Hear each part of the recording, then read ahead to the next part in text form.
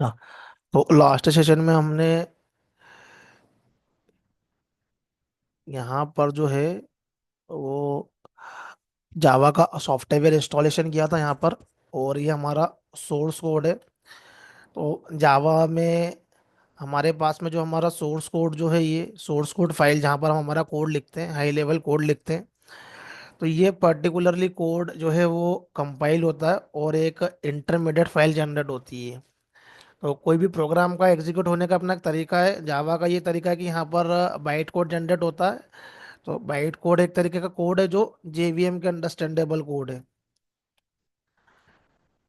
तो जावा का बनाने का पर्पस ही यही है कि यहाँ पर हमारा बहुत सारा काम जो है जेवीएम अंडरस्टैंड करता है। जेवीएम के पास में काफ़ी सारी लाइब्रेरी लोड होती है खुद की, जो कि हमारे J2SE टेक्नोलॉजी में आती है। लाइक अवर आईओ से रिलेटेड लाइब्रेरी है, कलेक्शन से रिलेटेड लाइब्रेरी है, थ्रेड से रिलेटेड लाइब्रेरी, ये ऑलरेडी जेवीएम के पास में रहती है। अब हम जो भी कोड करते हैं तो हमारा कोड प्लस जेवीएम की लाइब्रेरी के पास जो कोड है वो सब इंटरमीडिएट जो है वो यहाँ पर ये मिक्स होता है और उसके बाद में एग्जीक्यूशन होता है।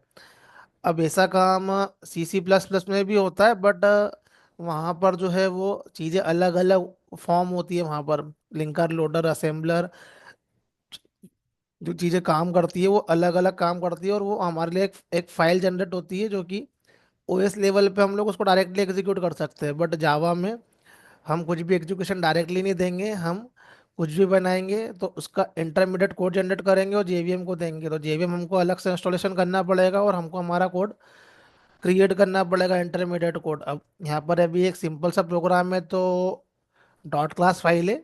बट हम अभी आगे क्या करेंगे कि सेट ऑफ फाइल बनाते हैं यहाँ पर, जो कि जिसको कि हम लोग जार फाइल बोलते हैं या वॉर फाइल बोलते हैं या EAR भी बोलते हैं। लेकिन वेब एप्लीकेशन में हम लोग मोस्टली वॉर फाइल ही जो है वो डिप्लॉय करते हैं, जार और वॉर।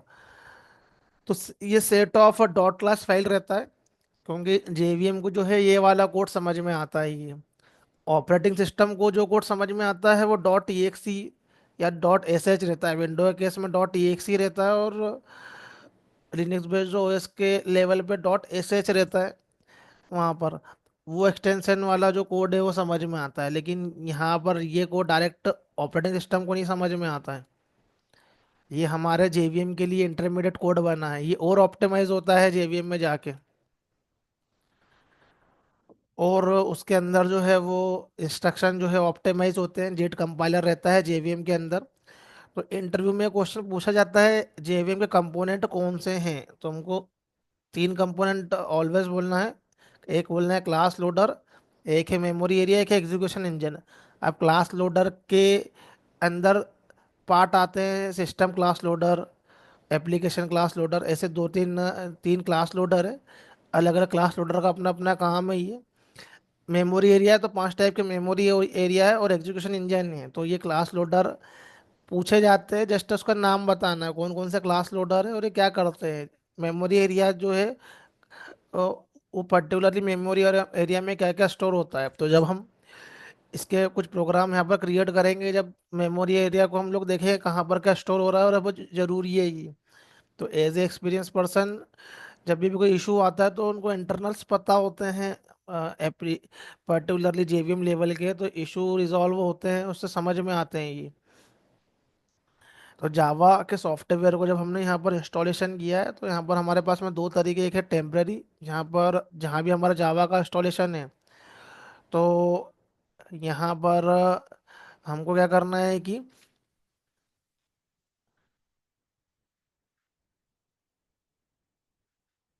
सेट पाथ यहाँ से करना, और जो जहाँ भी हमारा जावा का इंस्टॉलेशन है अप टू द बीन तक के यहाँ पर दे दो।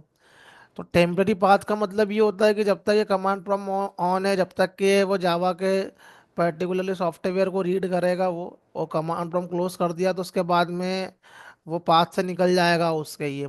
फिर नेक्स्ट टाइम करना हो तो फिर से कमांड प्रॉम्प्ट करके ये करके डालो। तो कई बार हमारा परमानेंट पाथ में कुछ प्रॉब्लम होता है तो हम लोग टेम्पररी क्विकली कर लेते हैं ऐसा सेट पाथ करके ये। तो यहाँ से जो है वो हम इस तरीके से कर सकते हैं। यहाँ पर ये दूसरा तरीका है ओएस लेवल पे करने का। तो हमको यहाँ पर क्या है कि एनवायरनमेंट वेरिएबल में जो है वो नॉट ओनली जावा, दूसरे सॉफ्टवेयर भी जो है वो हमको यहाँ पर पाथ में सेट करना है। यहाँ पर पाथ आता है, उसी में सेट करना है। तो इंडस्ट्री लेवल पे नॉट ओनली जावा, हम लोग मेवन यूज़ करेंगे। तो मेवन का ही पाथ सेट करना पड़ेगा। नोड जेएस यूज़ करते हैं फ्रंट एंड टेक्नोलॉजी में, तो उसका भी पाथ सेट करना पड़ता है। फिर कभी किसी रीज़न से कहीं पर पाइथन भी यूज़ करना पड़ता है, तो उसको भी हमको वहाँ पर पाथ जो है वो सेट करना पड़ता है। तो बहुत सारे रियल टाइम टूल हम यूज़ करते हैं। जैसे कि आंसिबल एक टूल है डेवऑप्स का, वो बना हुआ है पाइथन लैंग्वेज में। जनकिन है, वो जावा में बना हुआ है। उसको एग्जीक्यूशन करने के लिए एनवायरनमेंट लगता है, तो ओएस के लेवल पे हमको यहाँ पर सेट करना पड़ता है। यहाँ पर ये हम लोग गिट यूज़ कर रहे हैं। अभी एक टूल है गिट, जिसपे हम लोग हमारे कोड को क्या करते हैं, पुश करते हैं हमारी रिपोस्टरी के लिए। तो ये वाला टूल हम लोग अंडरस्टैंड करेंगे, ये गिटहब बिट बकेट, जो यहाँ पर हम लोग हमारे सोर्स कोड को सारे डेवलपर्स शेयर करते हैं। तो ये टूल पे यहाँ पर शेयर करना है, तो हमको यहाँ पर गेट की कमांड जो है हमको वो यहाँ से जो है वो एग्जीक्यूट करना पड़ती है हमारे सिस्टम से। तो वो रिमोटली जाके यहाँ पर हमारे कोड को जो है वो यहाँ पर वो सेंड कर देता है। अभी सोर्स कोड जो है, ये हमारे सिस्टम का जो कोड है, सोर्स फाइल जो है वो वहाँ पर जो है वो हम लोग क्या करते हैं, तो उसको पुश कर देते हैं। तो पुश करना, कमिट करना, ये एक टर्मिनोलॉजी है गिट के केस में। ऐसे सारे डेवलपर जब काम करते हैं, जब हम क्या करते हैं कि उस समय गिट का यूज़ करते हैं। तो ये रियल टाइम टूल है। तो जितने भी रियल टाइम टूल है वो सब मैं धीरे धीरे एक्सप्लेन करूंगा मैं ये साथ में।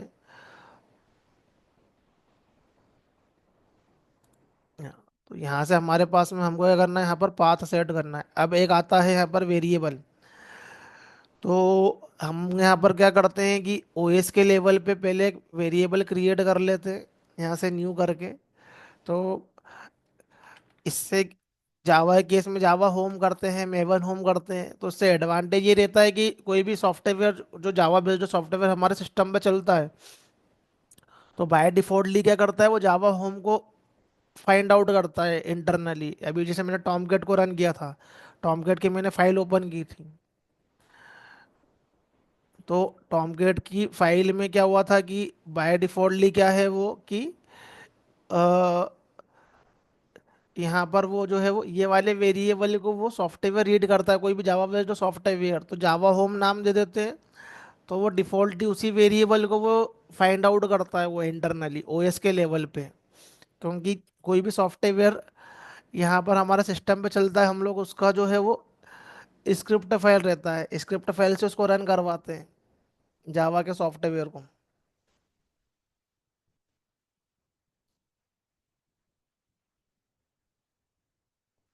ए, एक ही नाम देना पड़ेगा।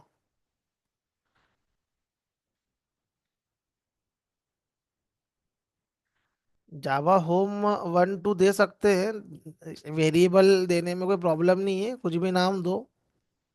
लेकिन सिर्फ यही नाम क्यों देना है, क्योंकि जो जावा बेस्ड सॉफ्टवेयर जो बने हुए हैं वो जो ऑपरेटिंग सिस्टम के लेवल पे जावा सेट है वो उसी को फाइंड आउट करते हैं वो। तो वो इसी वेरिएबल को ही वो फाइंड आउट करेंगे। अब हमारे पास में दो तरीके हैं, या तो जावा होम सेम नाम का दे दो ताकि सॉफ्टवेयर रीड करे, या वो सॉफ्टवेयर की एक कहीं ना कहीं पर कॉन्फ़िगरेशन फाइल रहेगी, वहां पर यदि तुमने वेरिएबल का नाम चेंज किया तो तुम वहां पर वेरिएबल का नाम चेंज कर दो।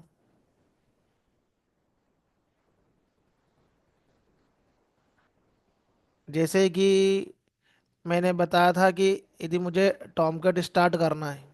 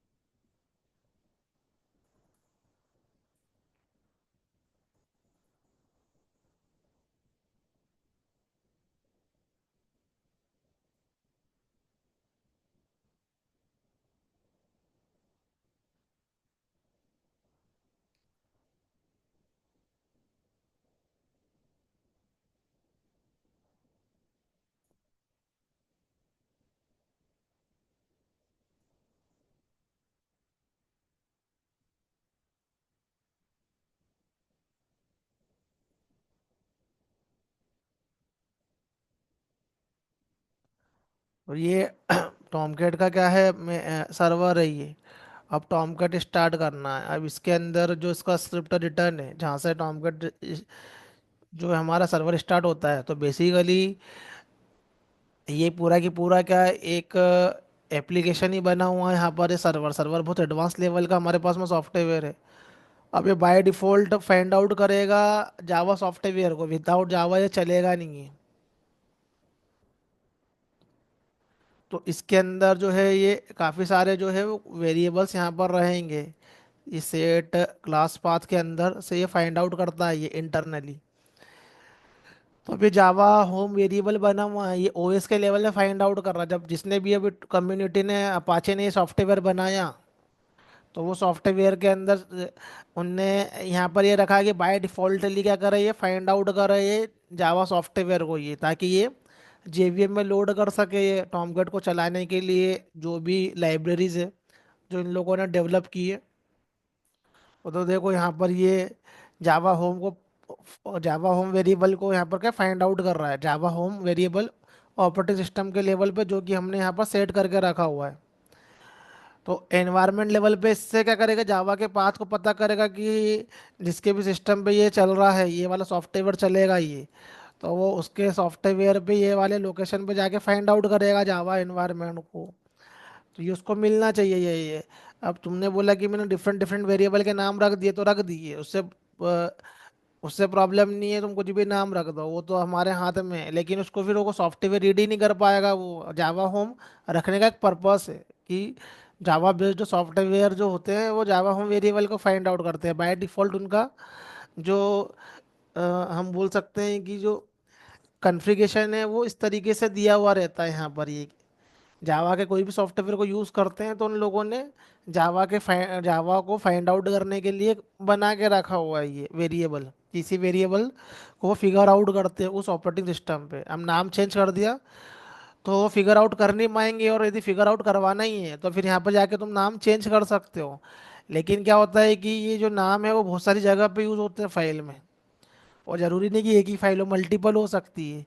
तो हम पूरा के पूरा कॉन्फ़िगरेशन तो चेंज करेंगे ही नहीं, इसलिए कहीं भी जावा होम का नाम सिर्फ जावा होम में दिखेगा। नाम रख सकते प्रॉब्लम नहीं, लेकिन उसका जो पर्पस है कि अलग अलग सॉफ्टवेयर जो है बाय डिफॉल्टली इसी वेरिएबल को ही जो है वो फिगर आउट करते हैं और पाथ सेट करने की कोशिश करते हैं, इसलिए उसको स्टैंडर्ड करके रखा हुआ है।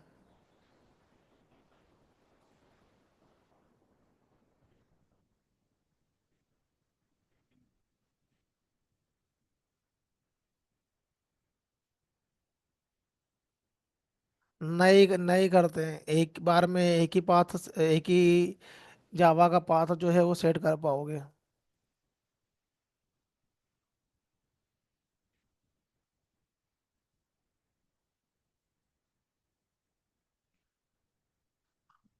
हाँ सभी देख रहे हैं, जो तुम्हारे ऑपरेटिंग सिस्टम के लेवल पे पास सेट है सब उसी को देखेंगे। और तुमने रन कर दिया उसको, तो एक बार में क्या होता है कि एक सॉफ्टवेयर को चलाने के लिए एक जेवीएम का इंस्टेंस बनता है। जेवीएम के एक पूरा अलग से प्रोसेस बनेगा, दूसरे सॉफ्टवेयर के लिए दूसरा प्रोसेस बनेगा। जैसे कि मैं ये आईडी रन करूंगा मैं ये, तो मेरा ये आईडी भी जो जावा का सॉफ्टवेयर ढूंढता है इंटरनली। ये जो मैं यहाँ हम लोग आईडी आईडी से क्या करते हैं, प्रोग्राम को रन करते हैं यहाँ पर। ये तो ये ऐसे रन नहीं हो रहा, ये भी इंटरनली क्या है वो फाइंड आउट करता है जावा को ऑपरेटिंग सिस्टम के ही। अब इसका क्या होता है, जहाँ भी मेरा आईडी है, अब ये आईडी जो है मैं ओपन करता हूँ जिस लोकेशन से, अब ये भी एक सॉफ्टवेयर है। अब तीन सॉफ्टवेयर तो तुम्हारे सामने ही है। एक तो ये अपाचे टॉमकैट है, ये आईडी का है, और एक मेवन है, जेनकिन करेंगे भी हम तो जेनकिन का भी वहाँ पर भी दिखेगा ये। क्योंकि ये सब एनवायरनमेंट उसको रन करने के लिए, यही तो जावा की पर्टिकुलरली हम लोग ब्यूटी बोल सकते हैं कि हमको यहाँ पर क्या है कि हमारी हेल्प कर रहा है हमारा जेवीएम एग्जीक्यूट करने के लिए।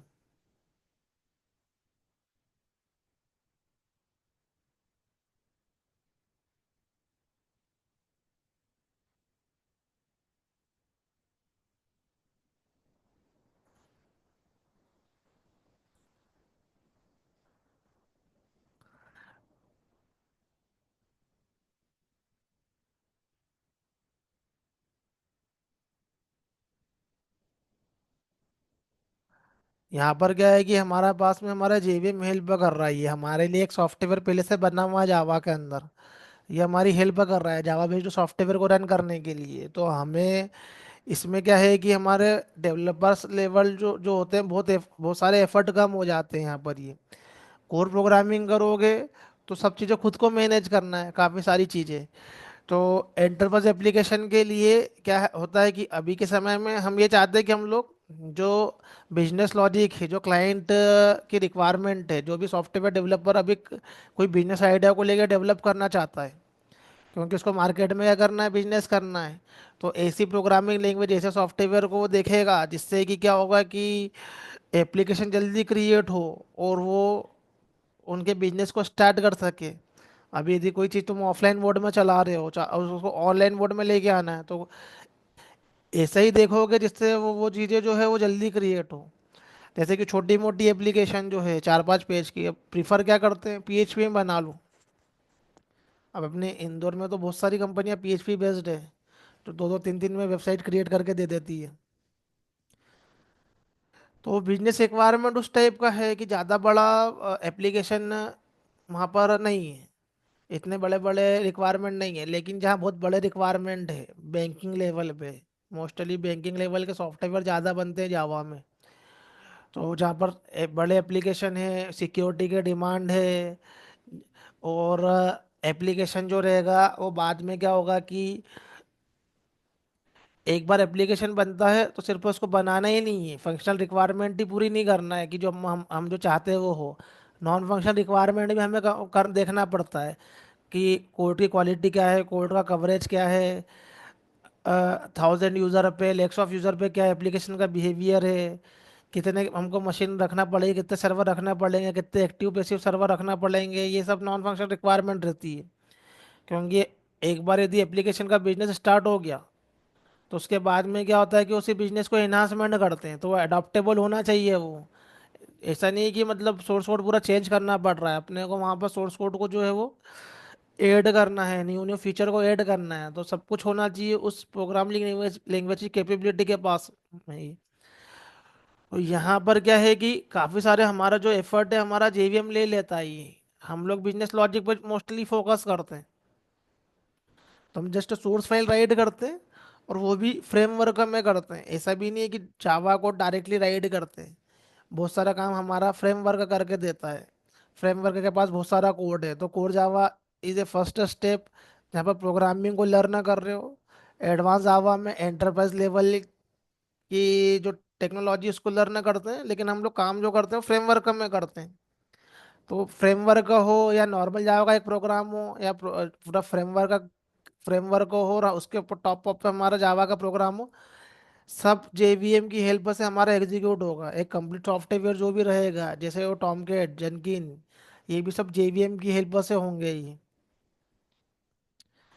तो हमारे पास में बीच में यहाँ पर क्या आ रहा है, जेवीएम आ रहा है जावा बेस्ड सॉफ्टवेयर में ही। अब जेवीएम के अंदर जो है वो ऑपरेटिंग सिस्टम से कम्युनिकेट करता है वो। तो यहाँ पर जेवीएम के पास जो भी सोर्स कोड जाएगा वो एक कंप्लीट कोड होके जाएगा यहाँ से, बिकॉज क्या है वो कंपाइल होके गया है यहाँ से ही। तो काफ़ी वेरिफिकेशन कोड का यहाँ पर हो चुका है। तो यहाँ पर कंपाइल टाइम एरर तो आगे आती नहीं है, जब जेवीएम में रन होता है वहाँ जो भी एरर आती है वो हमारी रन टाइम एरर आती है या रन टाइम एक्सेप्शन आते हैं। तो इसको जब हम देखेंगे आगे एक्सेप्शन हैंडलिंग टॉपिक में ही। तो यहाँ पर क्या है कि जेवीएम का हमें ये ऐसा जो है वो एनवायरनमेंट सेटअप करना है। तो हम ये जावा का क्या करते हैं यहाँ पर इस तरीके से ये सेटअप करते हैं।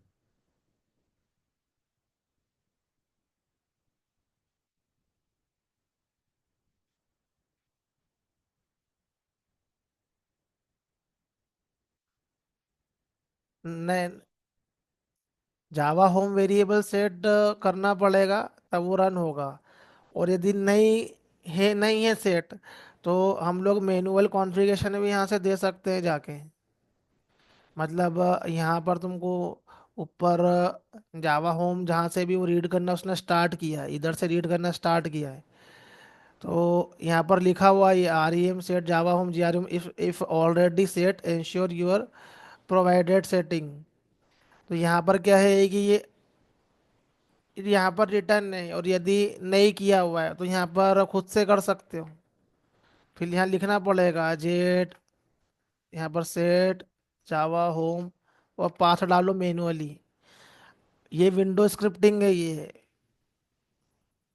ये जो कोड है, ये कोड है, सोर्स कोड है, ये भी है कि ये विंडो स्क्रिप्ट का सोर्स कोड है ये। इसको विंडो ऑपरेटिंग सिस्टम अंडरस्टैंड करता है।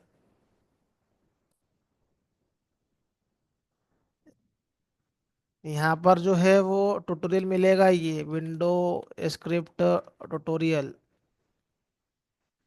तो ये जो है ये,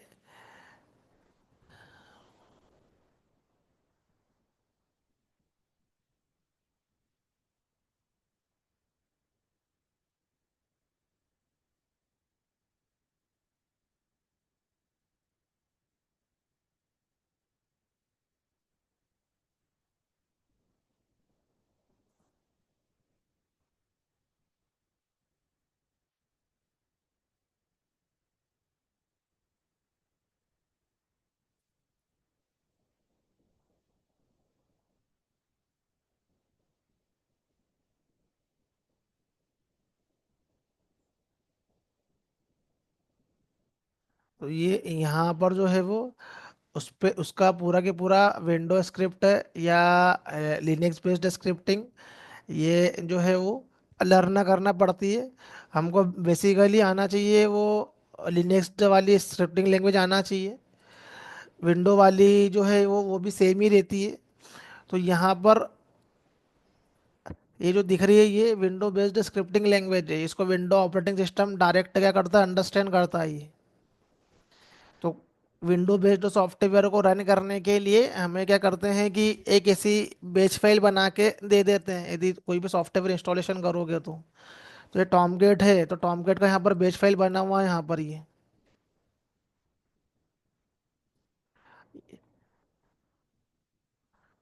डॉट बेट। तो वो बेच फाइल यहाँ पर जो है वो उसके अंदर क्या उसकी लैंग्वेज है, वहां से वो सॉफ्टवेयर स्टार्ट होता है। जब भी रन करना रहेगा तो ये बेच फाइल को जो है वो एग्जीक्यूट करना पड़ती है यहाँ पर ये। अब ऐसा क्या है कि यदि ये टॉमकैट का जो सॉफ्टवेयर है ये यदि लिनक्स बेस्ड एनवायरनमेंट में यदि है, अवेलेबल है ये, तो ये लिनक्स के अंदर यहाँ पर ये बेच फाइल नहीं रहेगी, यहाँ पर रहेगी S H file, dot S H रहेगा एक्सटेंशन। क्योंकि जो लिनक्स को जो है वो शेल स्क्रिप्टिंग समझ में आती है, क्योंकि एक ऑपरेटिंग सिस्टम जो है वो उसका अलग है यहाँ पर ही है। तो उसका भी मैं ट्यूटोरियल क्रिएट कर रहा हूँ मैं, वो मैं एक्सप्लेन करूँगा। लेकिन मेरे ऐसा वो यूट्यूब पे मैं उसके लिए भी ट्यूटोरियल क्रिएट कर रहा हूँ, लिनक्स बेस्ड ऑपरेटिंग सिस्टम की कमांड और कैसे वो काम करता है। तो यहाँ पर जो है वो पर्टिकुलरली ये सॉफ्टवेयर को रन करने के लिए हमें बेच फाइल मिलती है, क्योंकि हमें ये रेडीमेड सॉफ्टवेयर को यूज़ करना है। तो ये मान के चलो कि अपाचे कंपनी ने ये हमको दे दिया और हम उसके क्लाइंट हैं। तो हम हम जो भी उसका क्लाइंट है वो हमको ये नहीं बोलेगा कि तुम जावा का कुछ कमांड उसको रन करो, वो जो भी कमांड है उनकी वो सब बेस फाइल में बना के दे देते हैं। क्लाइंट को हमेशा क्या कर देना है, हमको ये एक स्टैंडर्ड फॉर्म में सॉफ्टवेयर देना, जब वो डायरेक्टली क्या करे वहाँ पर उसको रन करे, अपन यहाँ डबल क्लिक करेंगे रन हो जाएगा ये। अब हमको ये सब नहीं देखना है कि उसके अंदर हम लोग कुछ कमांड वगैरह एग्जीक्यूट करें, जैसे सिस्टम को क्या करना है यहाँ पर रन करवाना है उसको ही। बट इसको रन करने के लिए जावा का सॉफ्टवेयर चाहिए, क्योंकि फाइल के अंदर सबसे पहले वो जावा का क्या कर रहा है, वो पाथ ही फाइंड आउट कर रहा है वो। तो नहीं करे, नहीं नहीं होगा वो जब तक के पाथ सेट करोगे तो हो जाएगा वो। अब यहाँ पर क्या होता है कि जब भी हम लोग उसको रन करते हैं तो यहाँ पर क्या है कि ये टॉमकेट सर्वर रन हुआ ये, तो यदि तुम्हारा पाथ मिला नहीं मिला वो सब क्या है कि उसके लॉग में दिखता है। यहाँ पर ऐसा दिख जाएगा वो। ये, ये देखा यहाँ पर कुछ कॉन्फ़िगरेशन का नाम आया यहाँ पर ये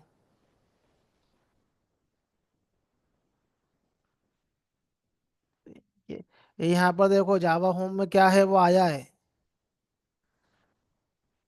मतलब उस मतलब वो उसकी शैली जो उसकी जो स्क्रिप्टिंग फाइल जो है उसने रीड करा है उसको। और यदि उसको नहीं मिलेगा जावा होम तो स्टार्ट ही नहीं होगा, यहीं पर एरर मार जाएगा वो, और एरर मार देगा तो ये स्टार्ट ही नहीं हो पाएगा ये। हट जाएगा ये प्रॉम्प्ट, स्टार्ट होगा और बंद हो जाएगा ये, मतलब उसको जावा का पाथ ही नहीं मिला यहाँ पर ये। फिर तुम्हें फिगर आउट करना पड़ेगा क्यों नहीं मिला है। तो टॉमकेट के अंदर फिर कहाँ जाना पड़ेगा, उसके लॉग्स में जाना पड़ेगा यहाँ पर ये।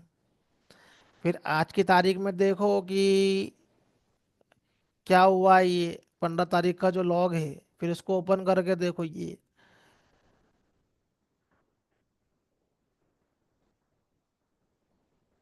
कैटेलिना, इसको यहाँ पर देखो, आज के दिन के उसमें जो सर्वर स्टार्ट हुआ तो क्या हुआ, तो इसके अंदर क्या है कि देखो यहाँ पर सब प्रिंट होगा, यहाँ पर क्या जावा होम के अंदर इसने रीड किया है, मतलब इसने जावा होम का वेरिएबल यहाँ पर रीड किया, यहाँ पर मेरे जावा होम के वेरिएबल में क्या है, यहाँ पर जो भी जावा का सॉफ्टवेयर है वो वहाँ पर वो दिखेगा। मेरा क्या है, यहाँ पर 21 आ रहा है, वो मैंने जो है वो पर्टिकुलरली यहाँ पर जो है वो मैंने वो फाइल के अंदर चेंज किया, इसलिए 17 वाला उसने रीड किया है। वो मैंने मैनुअली जो है दूसरा पाथ डाला है मैंने वहाँ पर। तो यहाँ पर जो है वो पूरा की पूरा लॉग में दिखता है, यही सब रियल टाइम में, यही सब चीज़ें सीखना पड़ती है ये। तो जो भी सॉफ्टवेयर में यदि कुछ यदि टॉमगेट के स्टार्ट होने में जो भी इशू होगा, तो यहाँ पर हमको लॉग दिखेगा। अब ये सब चीज़ें मैं वहाँ बताऊँगा जब हम लोग सर्वलेट पे आएंगे, एडवांस जावा पे आएंगे। ये कहानी इसलिए बताना पड़ेगी, जावा होम का जो है वो स्पेसिफिकेशन पता चला इससे ये। तो ज़्यादा इसमें सोचो मत, कहीं भी रखना है तो जावा होम ही रखना है, तुम चेंज नहीं कर सकते। वो इसलिए है कि स्टैंडर्ड सॉफ्टवेयर जो होते हैं वो उसी उसी वेरिएबल को रीड करते हैं वो।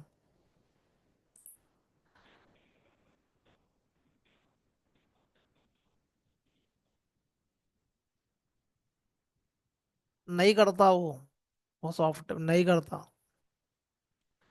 तुमको यदि मैन्युअली कुछ भी करना है तो उसकी कॉन्फ़िगरेशन फाइल में जाके करना है फिर। और ये चीज़ें पता होनी चाहिए, क्योंकि कॉन्फ़िगरेशन फाइल में कॉन्फ़िगरेशन करना पता होना चाहिए, ये एक्सपीरियंस के साथ में ये चीज़ आना चाहिए ये। हर सॉफ्टवेयर की कॉन्फ़िगरेशन फाइल रीड करना है, उसके अंदर क्या क्या कर सकते हैं, ये सब आना चाहिए, क्योंकि ये एक्सपीरियंस पर्सन को ये सब चीज़ें आती है। क्योंकि क्या होता है कि कई बार मेरे सिस्टम पे हो सकता है कि मल्टीपल सॉफ्टवेयर चल रहे हैं जो जावा बेस्ड हो। अब कुछ सॉफ्टवेयर ऐसे होंगे वो जावा के स्पेसिफिक स्पेसिफिक वर्जन को सपोर्ट करते हैं। अब जैसे कि मान लो कि ये हम यहाँ पर हमारा एप्लीकेशन पे हम लोग आईडी बना रहे हैं और हम लेटेस्ट जावा का वर्जन लेके यहाँ पर बैठे हुए हैं, जो कि ओएस के लेवल पर है।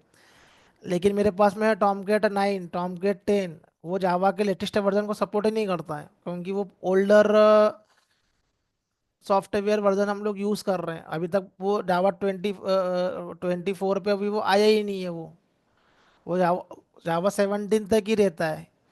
तो फिर हमको उसके लिए क्या करना पड़ेगा, अब हम क्या जावा होम वेरिएबल को यदि रिसेट मारेंगे तो ये वाला चल जाएगा, तो ये बंद हो जाएगा। और उसको नहीं करेंगे तो ये हमारा ये स्टार्ट नहीं होगा। तो फिर हमारे पास में क्या ऑप्शन बचता है कि मैन्युअली जाके कर लो यहाँ पर।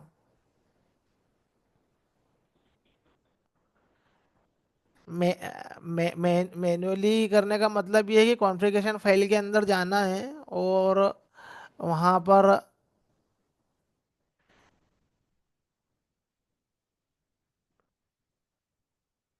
Set environment, set class path, ये फाइल में जाना है। और वहाँ पर मैंने जो बताया कि यहाँ पर सेट जावा विंडो स्क्रिप्ट का कोड लिख दो यहाँ पर, जिस सेट जावा होम ये वेरिएबल हमने बना लिया इसी नाम से, जो यहाँ पर रीड कर रहा है ये।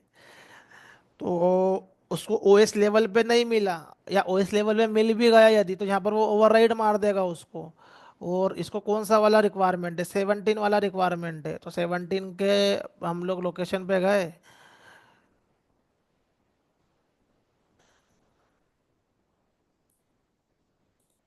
17 के यहाँ पर लोकेशन पे जाओ और उसके बीन तक का पाथ यहाँ पर सेट कर दो।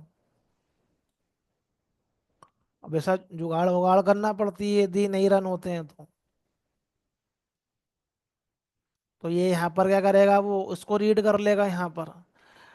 जावा होम के वेरिएबल में ये सेट हो जाएगा, उसको यदि मिल गया कोई डिफॉल्ट सॉफ्टवेयर भी मिल गया, मान लो 21 एम ओएस के लेवल पे और उसको मिल गया, लेकिन मेरा टॉम के 21 पे काम ही नहीं करता, 17 पे ही करता है, तो मैं यहाँ तो जावा होम का वेरिएबल में यहाँ पर मैं सेट करूँ मैं, वहाँ पर जाके सेट एनवायरनमेंट वेरिएबल में 21 का लोकेशन डालूँ वहाँ पर जाके।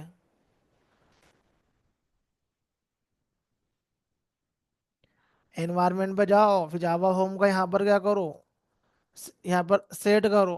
अब यहाँ तो ऑलरेडी 21 है मेरे पास में, तो या तो मैं मैं इसको यहाँ पर डालूंगा मैं ये, और 21 है तो मैंने 17 यहाँ पर मैंने रिसेट कर दिया, यहाँ पर 17 डाल दिया, क्योंकि मुझे 17 का। या फिर मैं ये कर सकता हूँ कि कॉन्फ़िगरेशन फाइल में जाके मैं चेंज कर देता हूँ डायरेक्टली, और वो लोकेशन डाल देता हूँ मैं प्रोग्रामिंग के लेवल पे। ये विंडो की जो है वो स्क्रिप्टिंग है, ये विंडो स्क्रिप्ट बोलते हैं उसको, उसके अंदर।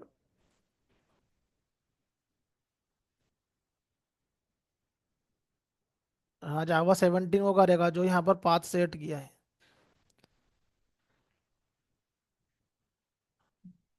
नहीं मतलब है वो उसको, होगा भी वो रीड भी कर लेगा तो ओवरराइड मार देगा इस लाइन पर आके, वो उसको चेंज कर देगा ये। यदि होगा भी तो ओवरराइड कर देगा वहां पर वो 21 भी यदि उसने पहले ले लिया यहाँ पर, ये लाइन पे ये लाइन जो है वो यहाँ पर कोड उसका जब एग्जीक्यूट होना स्टार्ट होगा तो वेरिएबल में वो रीसेट कर देगा वो। जावा होम वेरिएबल रखना एक कंपलसरी नहीं है, एक स्टैंडर्ड है ये कि रख लो ताकि जावा बेस्ड सॉफ्टवेयर उसको रीड कर ले। लेकिन जरूरी नहीं है कि हमेशा जावा बेस्ड सॉफ्टवेयर जो रहेंगे वो स्पेसिफिक वर्जन को ही सपोर्ट करते हैं। बहुत सारे सॉफ्टवेयर जो रहेंगे वो अलग वर्जन को सपोर्ट करेंगे। अब हो सकता है कुछ सॉफ्टवेयर ऐसे हैं जो जावा 8 पे ही चल रहे हैं अभी, कुछ ऐसे हैं कि नए वाले पे आ गए अभी, तो हमें प्रॉब्लम हो जाती है उसमें, तो सब कुछ जावा होम से नहीं होता, तो हमें मैनुअल कॉन्फ़िगरेशन पे भी जाना पड़ता है। तो इंडस्ट्री के लेवल पे क्या होते हैं कि कोई भी सॉफ्टवेयर को यदि रन करते हैं या कोई भी एप्लीकेशन को रन करते हैं तो हम लोग उसके टेक्निकल डॉक्यूमेंटेशन बनाते हैं। टेक्निकल डॉक्यूमेंटेशन में ये सब लिखा हुआ रहता है कि जावा का ये वाला वर्जन हम यूज़ कर रहे हैं, तो यहाँ पर जाके कॉन्फ़िगरेशन फाइल में चेंज कर लो, यहाँ पर ये जहाँ पे सॉफ्टवेयर का लोकेशन है ये जावा होम पे, जावा होम वेरिएबल पे बिलीव मत करो उस पे, ये सब टेक्निकल डॉक्यूमेंटेशन में लिखते हैं हम लोग, जो भी सॉफ्टवेयर को रन करने के लिए एजेंशियल चीज़ें लगती है यहाँ पर ये। यदि हम लोग सिंगल सॉफ्टवेयर ही चलाने वाले हैं तो जावा होम से ठीक है, लेकिन एक ही मशीन में मल्टीपल यदि सॉफ्टवेयर चलेंगे तो क्या होता है कि यहाँ पर जो है वो प्रॉब्लम होगी यहाँ पर ही। तो बेसिकली होता ये है कि ये सब चेंज करने की ज़रूरत जब भी पड़ती है जब हम लोग क्या है कि जब हम लोग लर्न करते हैं, क्योंकि लर्न करते हैं तब हमारे ही सिस्टम पे सब कुछ रहता है। हम ये भी इंस्टॉलेशन कर रहे हैं, वो भी इंस्टॉलेशन कर रहे हैं, डेटाबेस भी सिस्टम पे इंस्टॉलेशन कर रहे हैं, सब कुछ कर रहे हैं एक ही मशीन पे, because we are learning. Industry के लेवल पे हम लोग डेवलपर होते हैं तभी भी हम लोग एक ही मशीन पे डेवलपमेंट के लिए सब कुछ इंस्टॉलेशन करते हैं। लेकिन जब हमारा कोड का जाता है अलग अलग एनवायरनमेंट में जाता है, for testing for client environment में जाता है, तब हम लोग एक ही मशीन पर सब कुछ नहीं रखते हैं, सबके लिए अलग अलग डेडिकेटेडली मशीन रहती है। तो वहाँ पर जो है वो पर्टिकुलर सॉफ्टवेयर से काम हो जाता है, पर्टिकुलर वर्जन से जावा होम में। लेकिन हम लोग जब लर्निंग करते हैं, जब मल्टीपल सॉफ्टवेयर को रन करवाते हैं एक ही मशीन पे, इसलिए हमें सब कॉन्फ़िगरेशन फाइल से चेंज करना, ये सब करना आना चाहिए। तो आगे जब इसकी ज़रूरत पड़ेगी तब मैं चेंज करूँगा। काफ़ी सारे हमें जावा के जो सॉफ्टवेयर रहेंगे वो हमें कॉन्फ़िगरेशन फाइल के लेवल पे चेंज करना पड़ते हैं ये।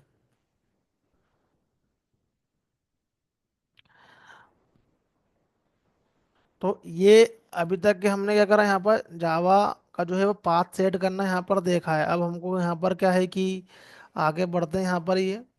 तो अल्टीमेटली क्या है, हमें जो जावा का प्रोग्राम क्रिएट करना है और जावा के प्रोग्राम के बेस पे जावा के सॉफ्टवेयर को डेवलप करना है, मतलब मल्टीपल क्लासेस फाइल बनाना है। तो जावा जो है वो ऑब्जेक्ट ओरिएंटेड प्रोग्रामिंग लैंग्वेज है, और यहाँ पर सारी चीजें जो क्या होती है, हम लोग ऑब्जेक्ट के फॉर्म में डील करते हैं। ऑब्जेक्ट का मतलब क्या है कि प्री डिफाइंड डेटा टाइप है, जो कि हम लोग क्लास में राइट करते हैं, और उसी को हम लोग उसी के लिए मेमोरी क्रिएट करते हैं, जिसको कि हम लोग ऑब्जेक्ट बोलते हैं।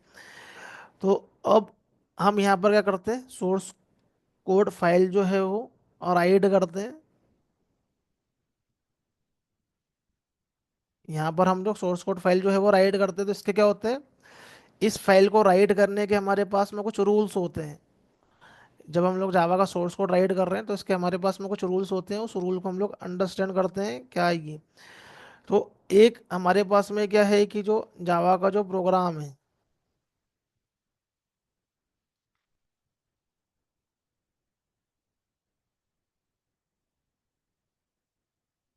हमने क्या करा कि ये वाला एक सिंपल सा जो प्रोग्राम है उसको हमने राइट किया।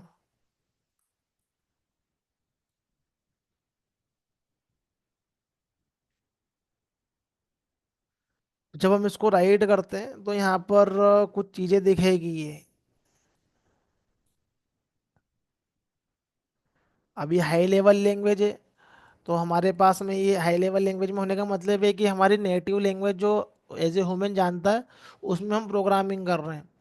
अभी इंटरनली क्या हो रही, सब मशीन में कन्वर्ट हो रही, जो मशीन को अंडरस्टैंड होती है बाइनरी में, मशीन के लैंग्वेज में वो कन्वर्ट हो रही है। अब बाइनरी भी कोई ये 10 10 0 1, ये कोई नंबर नहीं है, ये कोई ऐसी लैंग्वेज नहीं जो मशीन को समझ में आती है। ये होते हैं वोल्टेज के पैटर्न। ये सब वोल्टेज है हमारे पर्टिकुलरली, जो कि सीपीयू के लेवल पे, जो हमारा मदरबोर्ड है उसके लेवल पे क्या है कि जो है वो करंट पास हो रहा है इंटरनली। तो बेस्ड ऑन दैट ये वोल्टेज है वहाँ पर, एक हाई लेवल है और एक लो लेवल है यहाँ पर ये। उसके बेस पे मशीनों को ऐसा प्रिपेयर किया है कि वो डिसीजन मेकिंग करते हैं, ये वोल्टेज होते हैं यहाँ पर ये। तो उसको हम लोग लो लेवल बोलते हैं। और वो वोल्टेज जो स्टोर होते हैं उसके लिए, तो वो पर्टिकुलरली हमारे सेमीकंडक्टर मेमोरी के अंदर ये काम करते हैं ये, जो वोल्टेज रहते हैं। तो यहाँ पर क्या है कि हमारा ये जो हाई लेवल लैंग्वेज जो है यहाँ पर ये, इसके अंदर कुछ चीज़ दिखेगी इसी को हमको जो है कोर जावा में लर्न करना पड़ता है। तो एक है हमारे पास में पब्लिक क्लास, तो एक हमारे पास में है क्या ये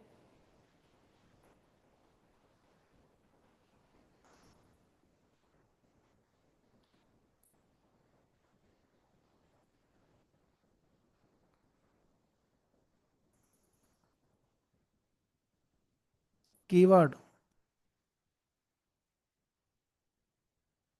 एक है हमारे पास में कीवर्ड्स। तो कीवर्ड्स का मतलब है जो चीज़ें प्री डिफाइंड है। तो जो चीज़ें प्री डिफाइंड है हम लोग उसको कीवर्ड्स बोलते हैं। तो मोर देन 50 कीवर्ड है हमारे पास में जावा में। और एक है हमारे पास में आइडेंटिफायर।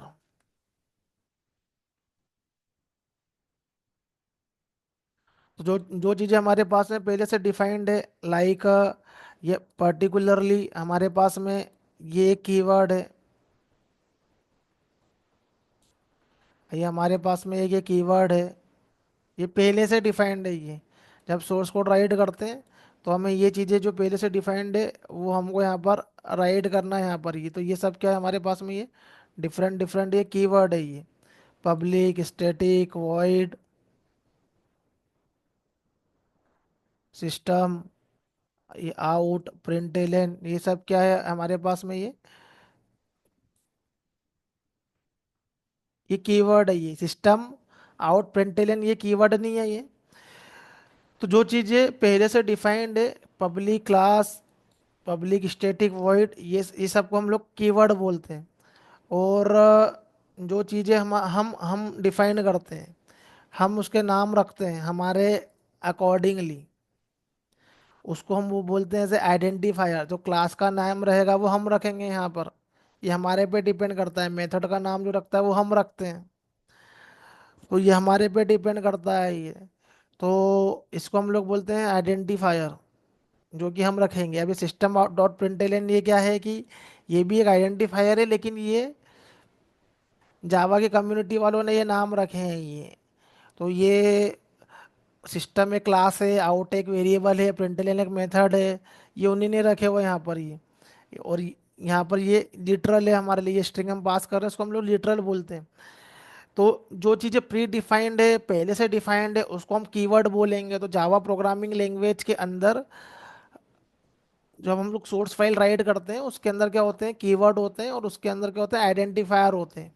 कीवर्ड मतलब जो प्री डिफाइंड है, पहले से डिफाइंड है, और आइडेंटिफायर जो हम हमारे कन्वीनियंट के हिसाब से यहाँ पर राइट कर रहे हैं उसको हम क्या बोलते हैं, ऐसे ही आइडेंटिफायर। तो हम सोर्स फाइल के अंदर, जावा के सोर्स फाइल के अंदर, ये जावा का क्या है, ये सोर्स फाइल है ये।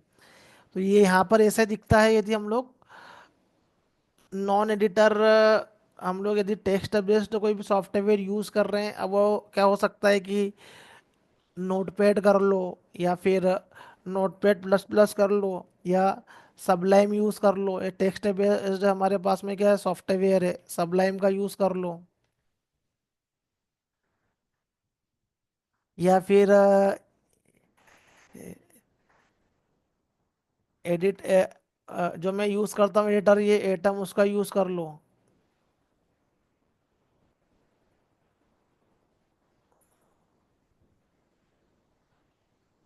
तो ये सब टेक्स्ट टेक्स्ट बेस्ड क्या है हमारे पास में सॉफ्टवेयर, जहाँ पर हम लोग हमारा टेक्स्ट फॉर्मेट में राइट करते हैं।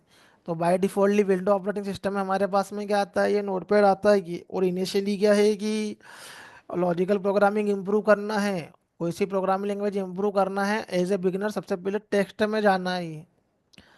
बिकॉज टेक्स्ट में क्या होता है कि सारी चीज़ें जो है वो खुद से जो है वो राइट करना पड़ती, सोचना पड़ता है दिमाग को। लेकिन इंडस्ट्री के लेवल पे हम लोग एडिटर का यूज़ करते हैं। अब ये हमारा क्या है, जावा बेस्ड है, यहाँ पर क्या आईडी है ये। तो जावा बेस्ड जो आईडी है, तो यहाँ पर क्या होगा कि इसमें प्रोग्राम राइट करेंगे तो हमारे लिए क्या आते हैं कि सजेशन आते हैं हमें ये इसके अंदर। अब जैसे मैंने यहाँ पर क्या किया है कि जावा का प्रोग्राम मैंने राइट किया यहाँ पर ये।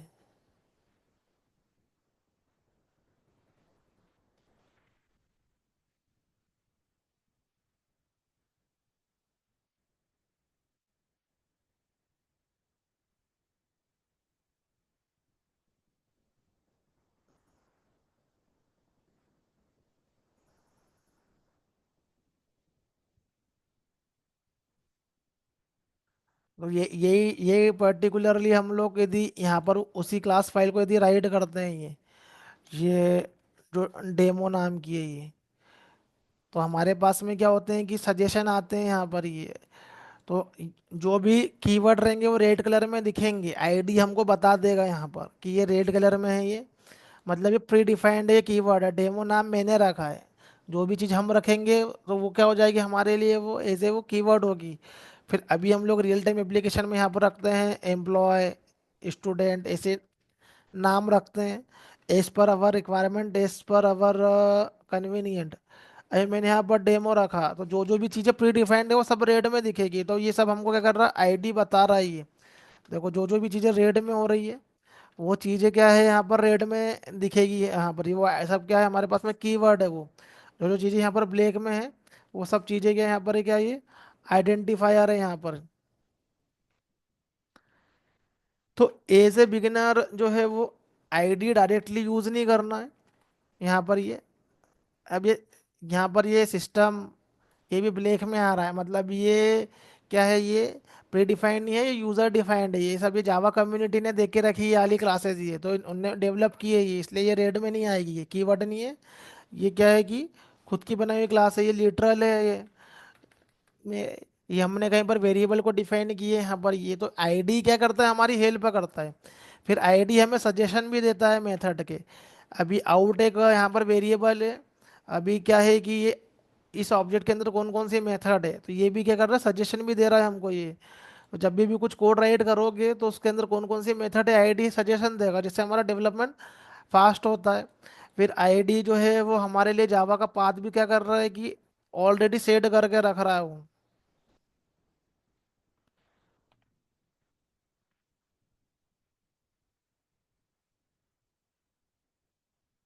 आईडी भी इंटरनल जावा होम का वेरिएबल ही देखता है।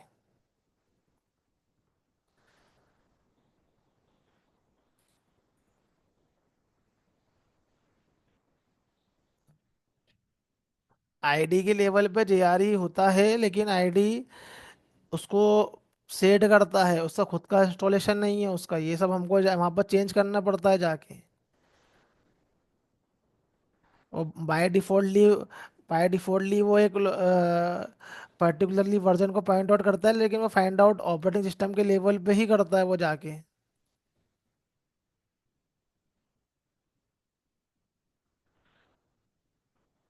अभी मैं यूज़ कर रहा हूँ एस का। अब ये सॉफ्टवेयर जो है वो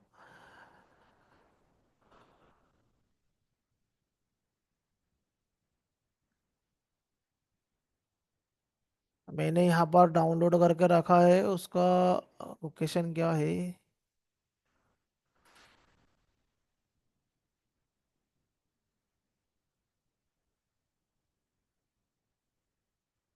ये रहा।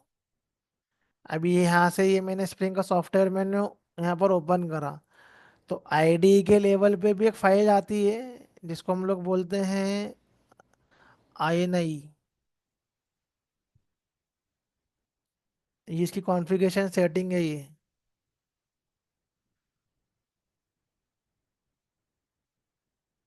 कॉन्फ़िगरेशन की यहाँ पर क्या रहती है, सेटिंग रहती है। और बाय डिफ़ॉल्टली ये क्या है कि एक पर्टिकुलरली वर्जन को पॉइंट आउट करता है, और ये भी जावा होम वेरिएबल को फाइंड आउट करके सेट करने की कोशिश करता है यहाँ पर ये। अभी इसका प्लगइन लगा हुआ है यहाँ पर ये। तो हम यहाँ पर क्या कर सकते हैं कि उसको भी, यदि हमको ऑपरेटिंग सिस्टम का सेट नहीं करवाना है, तो यहाँ पर भी हम लोग उसको क्या कर सकते हैं, रीसेट करवा सकते हैं आईडी के लेवल पे।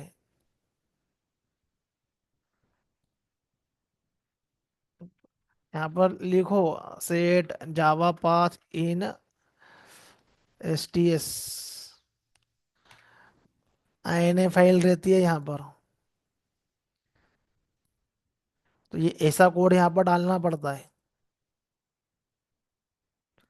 यदि हमको वाला नहीं करवाना है तो।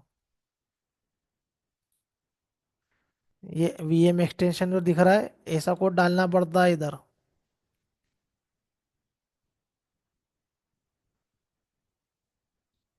तो ये आईडी के लेवल पे क्या करेगा कि वो इसको सेट कर लेगा जहाँ पर हमारा जावा का लोकेशन है। फिर ये डिफॉल्ट वर्जन इसको पॉइंट आउट करेगा, आप जो भी डिफॉल्ट डाल दोगे यहाँ पर, तो वो इसको पॉइंट आउट करता है यहाँ पर।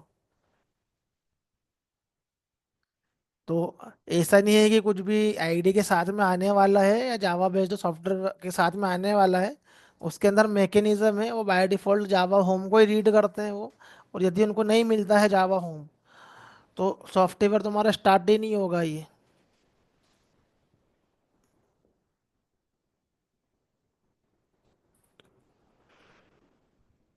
तो जावा होम के वेरिएबल से स्टार्ट करेगा, उसको नहीं मिलेगा तो फिर क्या करो कि मैन्युअली जाके कर लो, जिससे जो भी उसका रिक्वायरमेंट है। क्योंकि हम लोग जब लर्न कर रहे होते हैं, जब हम लोग ऐसे वर्जन यूज कर रहे होते हैं जो कि हमारे लिए कॉम्पेटेबल नहीं रहते हैं, ये सब कॉम्पेटेबिलिटी जो है वो फाइंड आउट करना पड़ती है। तो जो भी सॉफ्टवेयर का यूज करोगे तो उसका रिक्वायरमेंट रहता है यहाँ पर, जैसे कि मैंने जेनकिन का बताया था मैंने।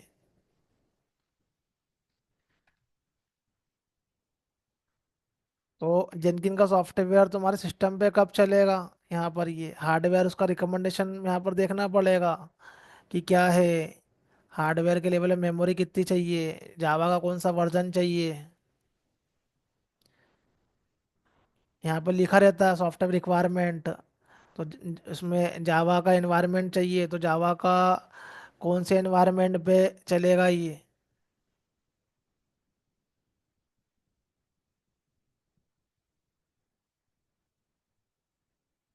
उसकी जो सॉफ्टवेयर इंस्टॉलेशन के स्टेप में सब कुछ क्या करता है, रिटर्न रहता है यहाँ पर ये। तो आगे आगे करेंगे तो चीज़ें समझ में आएगी ये कि क्या है। तो अल्टीमेटली ये रहता है कि हमें जो भी उस पर्टिकुलर सॉफ्टवेयर का रिक्वायरमेंट है, उसका हमें क्या करवाना है, उसके जावा का जो पाथ है उसको प्रोवाइड करवाना है उसको रन करने के लिए, दैट्स इट। अब वो मैनुअल कॉन्फ़िगरेशन में करो, या फिर वो जावा होम वेरिएबल से रीड करे, उसको रन करने के लिए जो भी रिक्वायरमेंट है वो फिगर आउट करके करना पड़ता है। बाय डिफ़ॉल्ट तो वो जावा होम से रीड करने की कोशिश करता है। तो जावा होम वेरिएबल हम लोग जब लर्न करते हैं, जब भी इसलिए सीखते हैं कि हमें हम लोग अभी क्या कर रहे हैं कि प्रोग्राम राइट करने वाले हैं, जावा लैंग्वेज लर्न करने वाले हैं। तो हम लोग जावा का पाथ सेट करना यहाँ पर सीख लेते हैं, लेकिन एक्चुअल एप्लीकेशन में हम लोग मल्टीपल सॉफ्टवेयर भी यूज़ करते हैं ही हैं। तो हमें जावा के कॉन्फ़िगरेशन भी पता होना चाहिए कि यदि हमारा डिफ़ॉल्ट कॉन्फ़िगरेशन से काम नहीं होता है तो हम उसको कैसे कर सकें यहाँ पर ही। तो अभी यहाँ पर जो है वो हमें जो है वो सोर्स कोड को राइट करना है।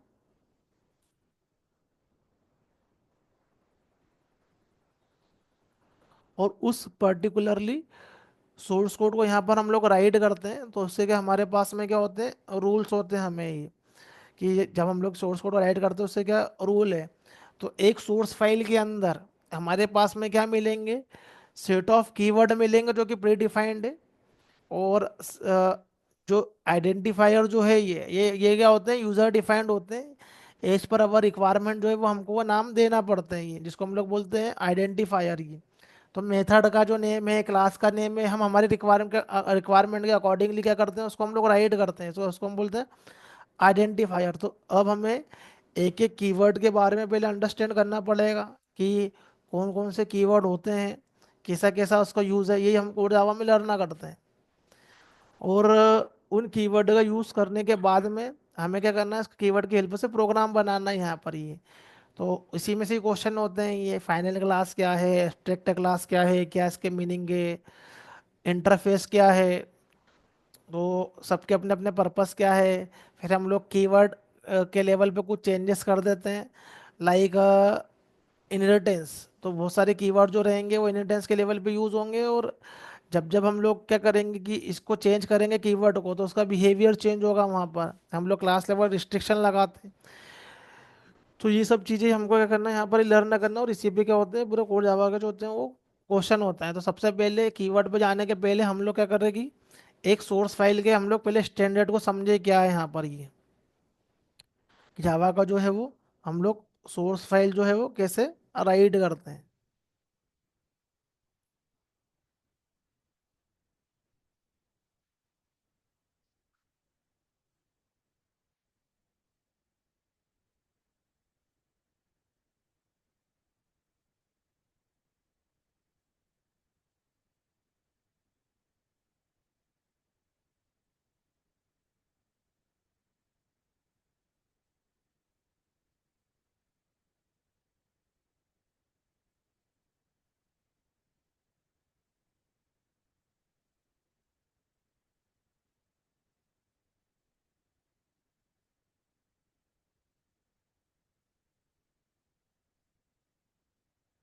तो हमें क्या है कि सोर्स फाइल के जो है वो डिक्लेरेशन रूल यहाँ पर देखना है।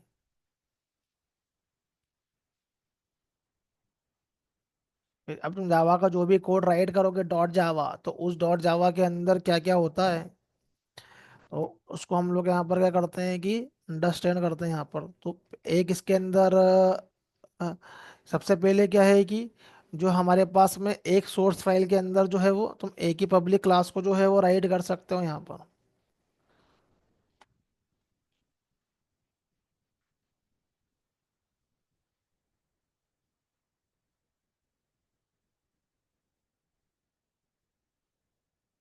एक सोर्स फाइल के अंदर क्या होगा, एक ही पब्लिक क्लास होगी, मल्टीपल पब्लिक क्लास नहीं होगी, क्योंकि क्लास लोडर डिज़ाइन ही ऐसे हैं यहाँ पर ये। तो यह मेरे पास में क्या है, ये पर्टिकुलरली क्लास है यहाँ पर ये मेरे सोर्स फाइल है डेमो। अब मैं यहाँ पर क्या करता हूँ,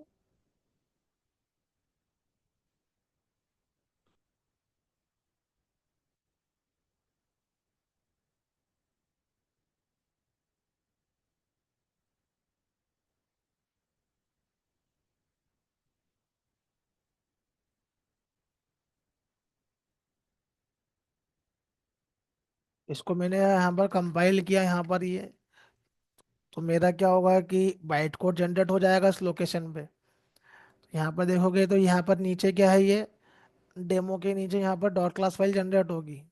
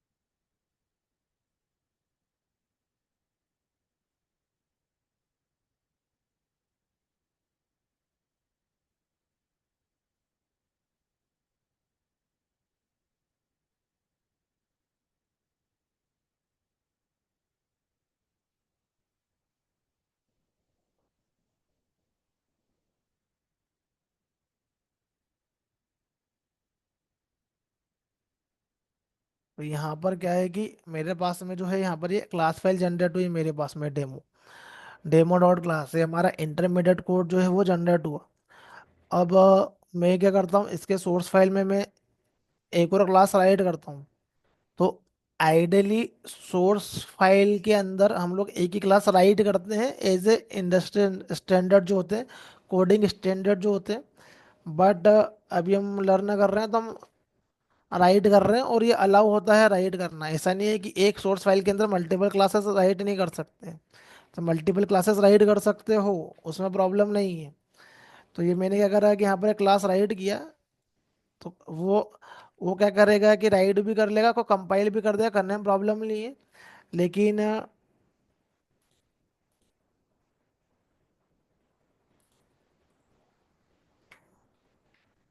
उसका सोर्स फाइल का एक रूल है कि तुम यहाँ पर जो मल्टीपल क्लासेस राइट कर रहे हो, तो तुम एक सोर्स फाइल के अंदर एक ही पब्लिक क्लास यहाँ पर रख सकते हो। तो यहाँ पर एरर आएगा, error class test is public should be declare in the file named test dot Java. तो यदि जो भी क्लास पब्लिक रख रहे हो यहाँ पर, पहली बात में तो मल्टीपल पब्लिक क्लास रख नहीं सकते। और दूसरी बात, यदि पब्लिक रख रहे हैं तो उसी का जो है वो फाइल का नेम होना चाहिए यहाँ पर ही। तो ये उसको क्या करेगा, कंपाइल नहीं होने देगा, क्योंकि वो जावा कंपाइलर डिजाइन ऐसा है कि मल्टीपल पब्लिक क्लास नहीं रख सकते हम लोग यहाँ पर। तो हम लोग यदि इसके ऊपर पब्लिक क्लास यदि रख देते हैं,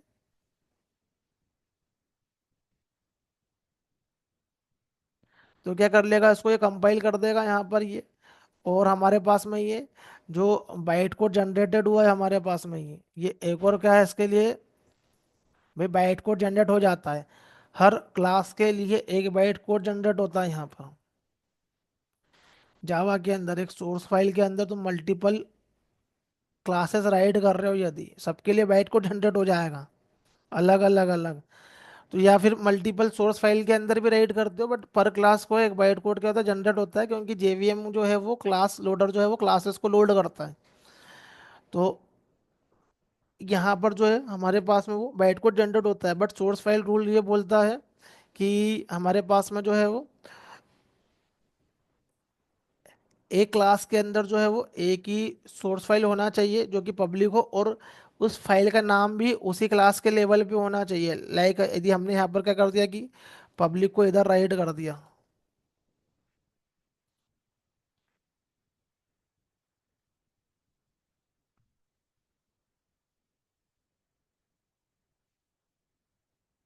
उसको हमने कंपाइल करवा दिया, तो यहाँ पर एरर बोलेगा क्लास इज पब्लिक, तो should be declare file name is test dot जावा।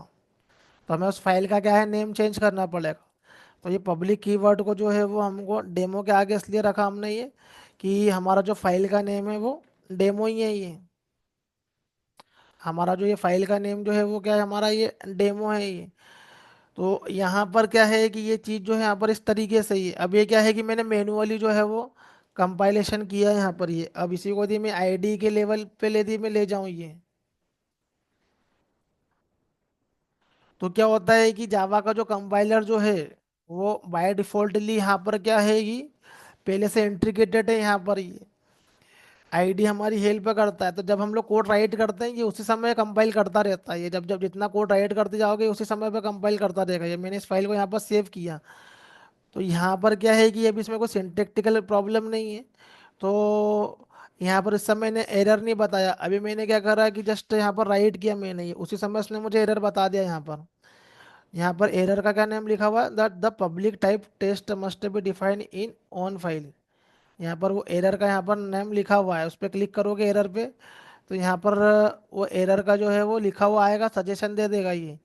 अब वही काम को यहाँ पर हमको करना पड़ा मैन्युअली। तो हमें जावा कंपाइलर के अंदर क्या है, हमारा सोर्स कोड जो है उसको पास करवाना पड़ा हमको यहाँ पर ये। तब जो भी एरर है वो हमारे पास में क्या हुआ, यहाँ पर ये प्रिंट कर कर आया। और वही चीज़ जो है वो हमको यहाँ पर वो इस टाइप से आती है, जो भी एरर है यहाँ पर ये।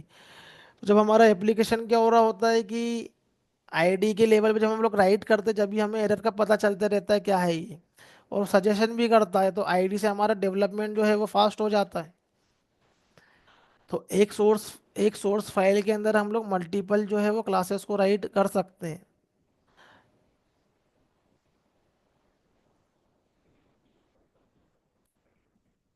हाँ, जेवीएम ऐसा डिजाइन जावा का कंपाइलर डिजाइन किया हुआ है, ऐसा ऐसा कोई रीजन नहीं है, उन लोगों ने ऐसा डिजाइन किया हुआ है।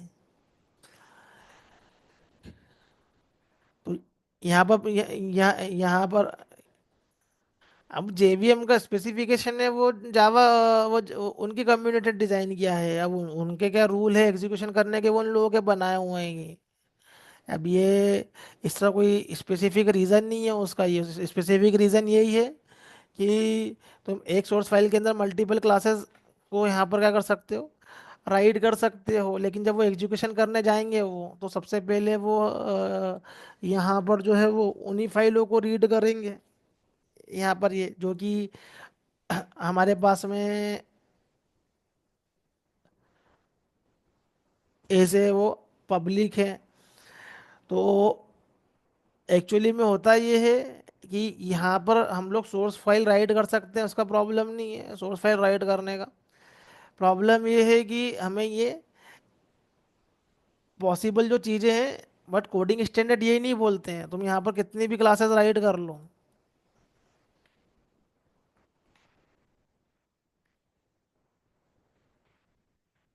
यहाँ पर कितनी भी क्लासेस राइट कर लो, यहाँ पर ए टेस्ट डेमो राइट कर लो, और इसको पब्लिक मत दो। कोई रूल को फॉलो मत करो, पब्लिक मत दो यहाँ पर। इसके अंदर भी क्या करो, पब्लिक स्टैटिक वॉइड मेन डाल दो, ए के अंदर भी पब्लिक स्टैटिक वॉइड मेन डाल दो यहाँ पर।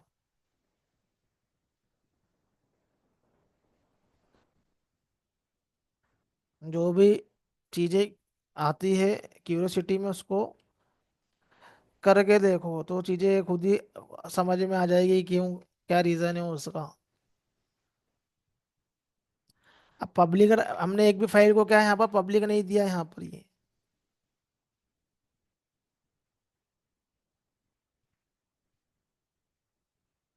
देखो ये इसने कंपाइल कर लिया इधर, तो एक क्लास यहाँ पर, ये तीन क्लास जनरेट हो गई है। अब तीनों के अंदर starting point public static void main तीनों में दिए हुए हैं। रन करवाओ कोई सी भी एक फाइल को। अब तुम सिर्फ डेमो को रन नहीं करवाओगे, क्योंकि रन करने का जो मैकेनिज्म बना हुआ है वो पब्लिक फाइल के ऊपर बना हुआ है, जिसको आगे पब्लिक तुमने डिफाइन करा हुआ है ये। अब तुम यहाँ पर जो है वो ए को रन करवाओ यहाँ पर, हो गई ये। तुम यहाँ पर डेमो को रन करवाओ, हो गई। टेस्टो को रन करवाओ, हो गई। तो एक सोर्स फाइल के अंदर जब तुम इस तरीके का कोड राइट करोगे तो ये रन कर देगा, इसमें कोई प्रॉब्लम नहीं है, यहाँ पर ये रन कर देगा। लेकिन ये ऐसे कोडिंग स्टैंडर्ड है कि तुम्हारे पास में एक सोर्स फाइल के अंदर एक ही पब्लिक फाइल रखना चाहिए, तो मल्टीपल नहीं रख सकते। और हम जब रियल टाइम में काम करते हैं तो हम हमारे क्लास को जो है वो पब्लिक रखते हैं। अब उसका रीज़न है पब्लिक रखने का। अब यदि यहाँ पर पब्लिक नहीं है तो वो डिफ़ॉल्ट, उसके अंदर क्या होता है कि इसको स्कोप डिफ़ॉल्ट होता है। तो कर सकते हैं, करने में प्रॉब्लम नहीं है, लेकिन वो कोडिंग स्टैंडर्ड नहीं है। वैसा करने जाओगे तो एप्लीकेशन के लेवल पे एक क्लास को दूसरी क्लास में एक्सेस करना पड़ता है, तो वो एक्सेसिबिलिटी नहीं आती है। With in the package accessible रहते हैं ये, आउटसाइड द पैकेज नहीं रहते हैं। तो कर सकते हो लेकिन करना नहीं है। तो ये होते हैं Java coding standard. Coding standard ये बोलते हैं कि, कोडिंग स्टैंडर्ड तो ये बोलते हैं कि एक सोर्स फाइल में एक ही क्लास होना चाहिए, और वही पब्लिक होना चाहिए। पब्लिक होने का मतलब है वो एनीवेयर कहीं से भी एक्सेस हो सके वो। पब्लिक नहीं करोगे तो एक्सेसिबल नहीं रहेगी वो। तो ये यही सब क्या होते हैं ये, जो वो है ये कीवर्ड जो है हमको लर्न करना पड़ते हैं। लेकिन क्या है कि कोडिंग स्टैंडर्ड एप्लीकेशन के लेवल पर ऐसा नहीं करना चाहिए, कर सकते हैं लेकिन नहीं करना चाहिए यहाँ पर ये। तो उनने सा रूल बना के रखा हुआ है, इसलिए मैं क्या बोल रहा हूँ कि सोर्स फाइल डिक्लेरेशन रूल, कि एक फाइल के अंदर जो है एक ही पब्लिक क्लास अलाउ है, और उसी का यदि किसी के आगे पब्लिक रख दिया तुमने तो फिर उसका नाम उसी के नाम से होना चाहिए। पब्लिक नहीं रखा है यदि, तो फिर मल्टीपल क्लासेस क्रिएट करो उसमें, ये कोई प्रॉब्लम नहीं है। लेकिन कोडिंग स्टैंडर्ड ऐसा नहीं बोलते हैं।